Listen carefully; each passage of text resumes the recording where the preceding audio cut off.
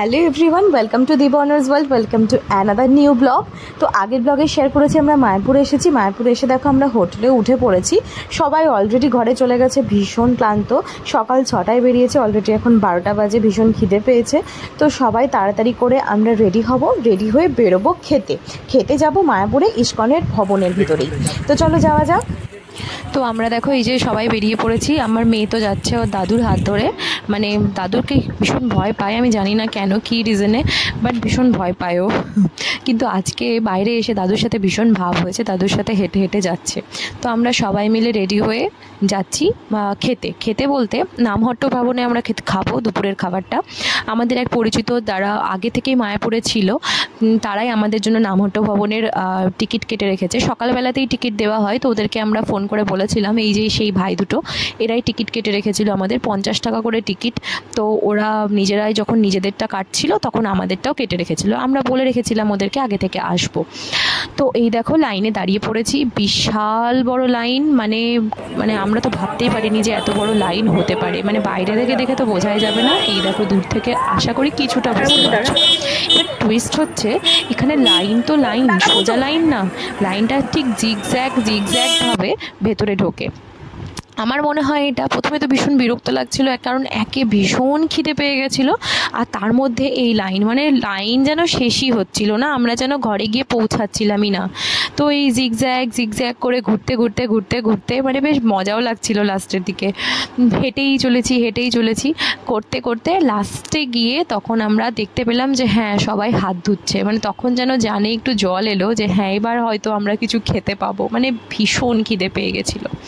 এই দেখো মুখ থেকে হাসিটাও বেরোচ্ছিল না, জোর করে হাসতে হচ্ছিল।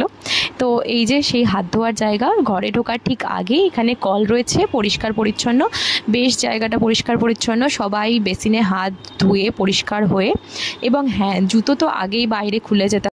তো এই তো হাতটা ধুয়ে আমরা চলে এসেছি এবার ভেতরে। এই দেখো সবাই নিজের মতন, মাটিতে বসার জায়গাও রয়েছে, সবাই বসে বসে এখানে খাচ্ছে।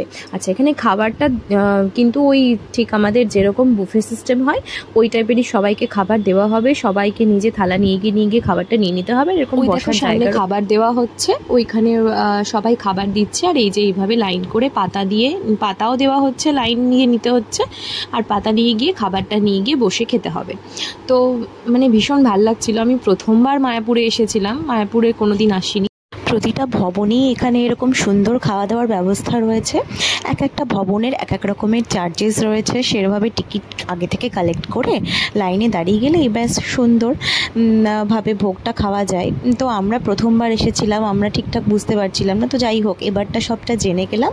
আশা করি পরে যদি কোনোদিনও আসার সৌভাগ্য হয় তাহলে আর এই সমস্যাটা হবে না। তো এই দেখো লাইনে দাঁড়িয়ে আমরা হচ্ছে সমস্ত জিনিসগুলো নিচ্ছিলাম, মানে পাতা আর একটা করে কাটোরি দিচ্ছিল।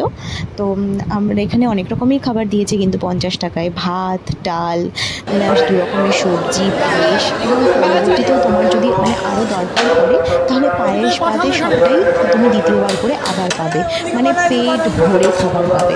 এটা কিন্তু বেশ ভালো জিনিস। করে নিয়ে আমরা একটু আশপাশটা ঘুরতে বেরিয়েছিলাম, মানে ইস্কনেরই আশপাশটা, সব ভবনগুলো একটু দেখছিলাম বাইরে থেকে কেমন কি ব্যাপারগুলো। চারিদিকটা ঘুরতে বেশ ভালো লাগছিল, বেশ শান্ত শিষ্ট একটা নিরিবিলি জায়গা, আলাদাই একটা ঘোরার আনন্দ। তো আমরা এভাবে ঘুরে টুরে সামনে একটা পার্কের মতন, মানে বাচ্চাদের জন্য 2টো দোলনা, একটু স্লিপ, এরকম ব্যবস্থা আছে। মেয়ে ওখানে একটু খেলছিল। আমরা আশপাশটা আরেকটু ঘুরে নিলাম, ঘুরতে চোখে পড়লো জানো ওখানে বিভিন্ন জায়গায় এইভাবে না মানে কাঠ কেটে রাখা আছে, আমার মনে হয় এগুলো দিয়ে রান্না হয় ওখানটাতে। তারপরেই চলে গেলাম মেন মন্দিরে। যাওয়ার সময় ভেতরটাতে দেখলাম এরকম সুন্দর ঠাকুরের গানে সবাই নাচ করছে, আমরাও দেখে দাঁড়িয়ে পড়লাম, একটুখানি আমরাও তাল মিলিয়ে নিলাম। তো যাই হোক এভাবে এটা দেখে নিয়ে ভেতরে চলে গেছিলাম। আর তোমরা তো জানোই ভেতরে কোনো ক্যামেরা অ্যালাউ নেই, তাই কোনো রকম ক্লিপিংস নেওয়া হয়নি, এটা ফোন কিছুই অ্যালাউ নেই। তো ওখানে রাখার জন্য কাউন্টার রয়েছে, 10 টাকা করে পার ফোন বা ক্যামেরা এগুলো চার্জেস নেওয়া হয়। খুব সেফ, কোনো রকম হারিয়ে যাওয়া বা চুরি হয়ে যাওয়ার কোনো ভয় নেই। ব্যাস এইভাবেই আমরা ঘুরে টুরে নিয়ে পরের দিন সকালবেলায় আমাদের ছিল ফেরার পালা। তো দেখো আমরা চলে এসেছি কিন্তু গদা ভবনে সকালের ব্রেকফাস্টটা খুব সুন্দর সার্ভ করা হয়। তো আমরা এখানে নিয়েছিলাম পরোটা, তরকারি আর হচ্ছে ছানার জিলিপি, খুব সুন্দর, খুব কম টাকার মধ্যে এত সুন্দর।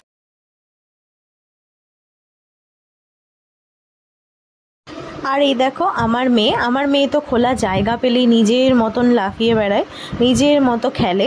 মানে ও খোলা জায়গা পেলে ওকে আর ধরে রাখা যায় না, ও খেলবে, দৌড়াবে, মানে যা হয় বাচ্চারা যা করে। তো এই কিছুক্ষণ টাইম আরও আমাদের হাতে ছিল, তাই জন্য আমরা ওখানে মাঠে বসেছিলাম। একটা বসার সুন্দর পার্কের মতন সিস্টেম আছে, সেখানটাতেই বসেছিলাম। তারপরে ঘুরে আবার নবদ্বীপ থেকে আমাদের ট্রেন ছিল। ট্রেন বলতে আমাদের ইন্টারসিটি এক্সপ্রেস। তো ইন্টারসিটি এক্সপ্রেসের জন্য আমরা সবাই অপেক্ষা করছিলাম স্টেশনে। সবাই ভীষণ ক্লান্ত ছিল, একদিনের ট্যুরেই সবাই যেন ভীষণ ক্লান্তি বোধ করছিল।